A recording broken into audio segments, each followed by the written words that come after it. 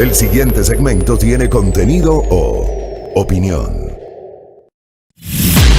La entrevista en A Primera Hora. Analizamos los hechos del momento junto a sus protagonistas.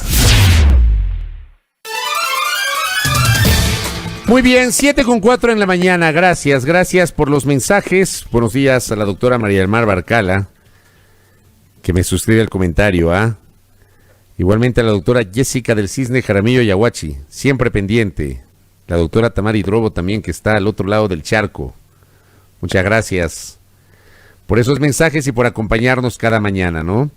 Por tener la gentileza de estar junto a nosotros y de seguir nuestros comentarios y nuestro programa de noticias. Esos son los temas de fondo que hay que abordar. Bueno, ya que hablamos de los temas de la ministra de Gobierno, ¿qué les parece si promovemos un diálogo periodístico sobre el juicio político? Buscando, obviamente, diversas visiones en torno a las causales por las cuales está siendo llevada a juicio político la ministra Romo. Yo he dicho en varias ocasiones en estos micrófonos, a mí me ha parecido, aunque la Constitución permite, digamos, este lapso de un año o hasta un año después de que un funcionario deja su cargo, que pueda ser enjuiciado políticamente. No es el caso de la ministra Romo, que sigue en el cargo, pero la causal por la cual está siendo enjuiciada data del año anterior, de octubre del año anterior. O sea, más de un año después, estamos hablando de 13 meses después, la ministra Romo le responderá a la Asamblea Nacional y a través de la Asamblea al país mediante el juicio político por las causales asociadas a los excesos atribuidos durante el control de las protestas de octubre. Sobre esto, por ejemplo, estamos a la espera de que se conozca de modo formal el informe de la Comisión de la Verdad, que fue integrado por la Defensoría del Pueblo, para poder hacer un análisis con personas externas. Ese informe o esa comisión está liderada por Sibel Martínez, pero en esa comisión hay personajes como el doctor Juan Carlos Solines, como el doctor Javier Zabalaegas, entre otros. Según sé, el informe no está listo todavía. Ayer, según sé, se filtró alguna información sobre ese informe. La información que ayer se filtró no es una información oficial todavía, según conocí. Así que estamos a la espera justamente de aquello. ¿Cuál es la visión del ex defensor del pueblo, Ramiro Rivadeneira, que está justamente con nosotros? Antes, gracias DJ, gracias, casi me olvido. A veces me olvido de estas cosas. Saludos a Santo Domingo de los Áchilas, saludos, ya estamos con Majestad Televisión, gracias DJ por alertarme, casi se me pasa. Saludos a Santo Domingo de los Áchilas, con la señal de Majestad Televisión despedimos a Carolina Centeno en la primera emisión del informativo correspondiente a este viernes 20 de noviembre y ya estamos enlazados con el noticiero a primera hora. Buenos días, Santo Domingo, gracias. Retomo ahora sí el saludo a Ramiro Rivadeneira, ex defensor del pueblo, que está con nosotros. ¿Cómo le va, doctor? Bienvenido. Muchas gracias, Fabricio. Muy bien, muchas gracias por invitarme a la entrevista y un fuerte abrazo a toda la ciudadanía. Gracias. A ver, la Defensoría del Pueblo, liderada hoy por Freddy Carrión, ha tenido un papel protagónico, lo tuvo en octubre del año anterior.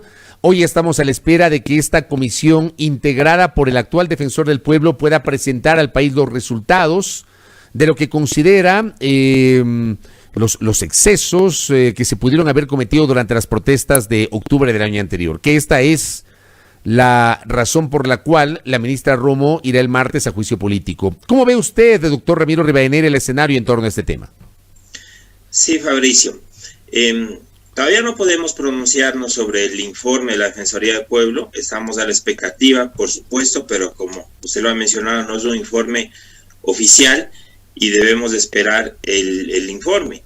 Lo que sí hago una precisión es que los excesos que Fabricio sí menciona como que se podrían haber cometido, de hecho, ya se ha mencionado que se han cometido. Lo ha dicho también la Defensoría del Pueblo en su momento como órgano institucional, más allá de la comisión conformada, pero también lo dijo la Comisión Interamericana de Derechos Humanos, que, recordemos, visitó el país, se entrevistó con muchas personas, con autoridades, se entrevistó con personas que estaban privadas de libertad inclusive, y sacó un informe diciendo que en el Ecuador hubo un uso excesivo de la fuerza, y también lo dijo Naciones Unidas, a través del Alto Comisionado de Naciones Unidas, con respecto, mostrando preocupación con respecto al uso excesivo de la fuerza que había ocurrido en Ecuador. Es decir, Ahora efectivamente ya no estamos al día siguiente de ocurridos los hechos, ha pasado ya más de un año precisamente, y estamos en condiciones de, leyendo todos estos informes, sí, asegurar que el uso de la fuerza en Ecuador fue excesivo. Y de ahí, por supuesto, tenemos todas las estadísticas lamentables que han salido a la luz. Yo no me quiero detener en esas, pero sí hacer una correlación nada más, porque creo que hay que mencionar a la ciudadanía que en unas protestas que duraron varios días existan al menos 11 muertos registrados por la Defensoría del Pueblo, es muy grave. Fíjense cómo en Perú 2 muertos fue un escándalo que obligó a los partidos políticos a tomar decisiones inmediatas, una represión que la dio el presidente transitorio Merino, acusado de corrupción, cuando quiso mantenerse en el cargo, provocó 2 muertos, y esto sí que ha sido un escándalo. Así que mantengamos la dimensión real de lo que ha sido por lo menos 11 muertos y muchas personas que quedaron con lesiones permanentes después de las protestas de octubre. Sobre esto, por ejemplo, sobre los fallecidos, y empecemos por ahí. ¿Hay certezas de que efectivamente fueron 11 fallecidos en el contexto de las protestas? Y le hago esta pregunta porque me da la impresión que hasta hoy no se terminan de poner de acuerdo sobre el número de fallecidos fruto de las protestas de octubre del año pasado, doctor. Por lo menos por eso digo, por lo menos 11, Fabricio, porque 11 personas están efectivamente registradas. Yo creo que son más, pero al no haber un acuerdo yo no voy a dar un número aventurado, pero 11 personas son las que al menos registró la Defensoría del Pueblo. Y también quisiera hacer una precisión, no sé si fue el sentido, porque creo que la ciudadanía necesita estar informada de manera precisa. Claro que ha pasado un año de ocurridos los hechos respecto al juicio político, pero hay que recordar que la solicitud de juicio político se presentó en enero del 2020. Es decir, el 15 de la enero. presidencia de la Asamblea se demoró 9 meses en darle trámite a la solicitud de juicio político, y ese tiempo no debe estar considerado, por supuesto, al momento que la Asamblea tome una decisión. Sobre los fallecidos y sobre los heridos, ¿cómo ha visto Ramiro Rivadeneira el accionar del Estado ecuatoriano sobre los heridos, por ejemplo? Y sobre esto yo he hecho reiteradas, recurrentes críticas públicas, en el sentido de que está claro que, por ejemplo, hay un grupo de personas que perdió sus ojos, o sea, perdieron sus ojos. Yo no he escuchado una disculpa pública por parte del Estado ecuatoriano. A mí me van a disculpar, pero independientemente de cualquier cosa, hay personas a las cuales el exceso en el uso de la fuerza por parte de la fuerza pública provocó que pierdan sus ojos. Un año después, el Estado ni siquiera ha pedido una disculpa sobre esas personas. ¿Qué decir sobre eso, doctor Ramiro Rivadeneira? Sí, yo estoy de acuerdo, pero a mí me parece que para las víctimas, más allá de las disculpas públicas que pueden ser importantes, más importante debe ser que los casos no queden en la impunidad y que puedan existir sanciones administrativas y sanciones penales. Yo no conozco, y ojalá que algún personero público oficial me desmienta, pero no conozco que existan personas sancionadas, policías sancionadas, ni siquiera administrativamente, en la policía por los hechos ocurridos. Si es que tenemos tantas personas con lesiones, tantas personas que perdieron la vista producto del impacto de bombas lacrimógenas, esperaríamos que esos procesos administrativos se abran en la policía y que, de ser el caso, existan sancionados. Y no estoy hablando ahora del tema penal, que también, por supuesto, deberían existir investigaciones con respecto a estos temas, y sabemos que las investigaciones que se abrieron están ciertamente paradas, porque sí conocemos con respecto a los reclamos de algunos grupos que quisieran impulsar sus temas en la fiscalía, pero que se sienten bloqueados, no sienten que tienen el impulso necesario para llevarlos adelante. Así que para una víctima, y siempre lo he dicho, si ya es grave el hecho, el sufrimiento causado por el hecho de la violación del derecho, también es muy grave y siente como una ofensa que su victimario quede en la impunidad. y que ni siquiera se le abra un proceso o que no sea investigado. ¿Usted cómo cree que debe pronunciarse la Asamblea Nacional el martes? ¿Usted cree que las causales por las cuales está siendo llevada a juicio político la ministra Romo sean suficientes para una censura y destitución con esta visión que está comentando, doctor Rivadeneira? A mí me parece que las dos causales que se han establecido de que las bombas lacrimógenas estaban caducadas, como efectivamente eso ya nadie lo duda, y de que estas bombas fueron lanzadas pues a centros de protección, a centros considerados humanitarios, me parece que esas causales pueden ser correctas, pero nacen de la necesidad de mostrar una falta en el ejercicio de las funciones de la ministra de Gobierno. Y yo personalmente creo, y este sí que puede ser un tema de debate teórico muy rico, creo que la Constitución, el juicio político en general, en este país y en todos los países del mundo, tiene una connotación política más amplia. No se trata precisamente de probar articulado, porque eso le corresponde a otras instancias de responsabilidad. El juicio político tiene una connotación más amplia en la que se puede determinar si una autoridad ha actuado o no ha actuado correctamente en el ejercicio de sus competencias. Esa es la idea. Creo yo que el juicio político podía haber sido llevado adelante ya con el solo hecho de haber tenido un uso excesivo de la fuerza en las protestas de octubre. Me parece que esa hubiese sido suficiente razón, pero esa no fue la razón por la que se impulsa el juicio político, sino precisamente por temas específicos, que las bombas lacrimógenas estaban caducadas. Bueno, por uno u otro caso, sí creo yo efectivamente que hay motivos suficientes para censurar a la ministra de Gobierno. El día martes, están asegurando que es el día martes, yo no. Sí, el martes han dicho. Existe ya una fecha específica, ojalá que sea así. Lo anunció el presidente de la Asamblea, lo anunció. Todavía no hay una convocatoria formal, pero ya lo anunció el presidente de la Asamblea. Exactamente, y si es así, yo creo que hay votos suficientes, debería existir al menos razones suficientes para censurar a la ministra de Gobierno.